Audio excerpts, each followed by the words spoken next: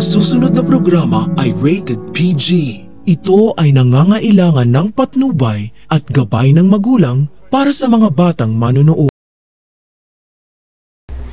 Hindi pwedeng magkamali si Lynette sa kanyang narinig nang sinabi ni Moira sa kausap niya sa telepono na pati si Carlos na walang kinalaman na damay sa trahedya.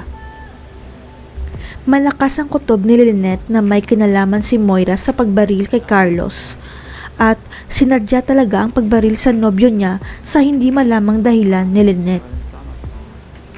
Pero ipinaliwanag ni Giselle kay Lynette na walang mapapala si Moira sa pagpatay kay Carlos dahil mas gusto pa nito na makasal ang dalawa para hindi na maghahabol si RJ kay Lynette.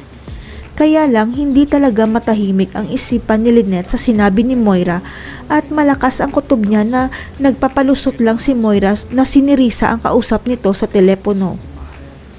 Para masagot ang katanungan ni Lynette at matahimik na rin ang kanyang isipan, kakausapin niya si Nerissa kung totoo tinawagan niya si Moira tungkol kay Carlos.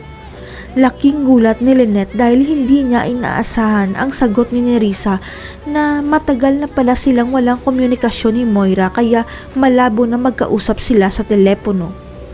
Hindi alam ni Nerissa ang dahilan kung bakit tinanong siya ni Lynette kaya nasabi niya ang katotohanan at wala siyang malay na ipinahamak na pala niya ang kaibigan niya.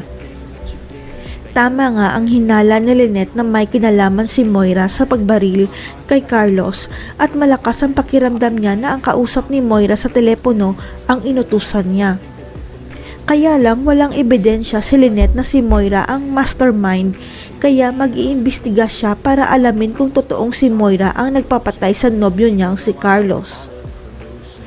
Hanggang sa nadula si Moira dahil nasabi niya kay Doc RJ na pinipigilan siya nito para hindi mapahamak, ibig sabihin alam na ni Moira na may mangyayaring barilan sa event.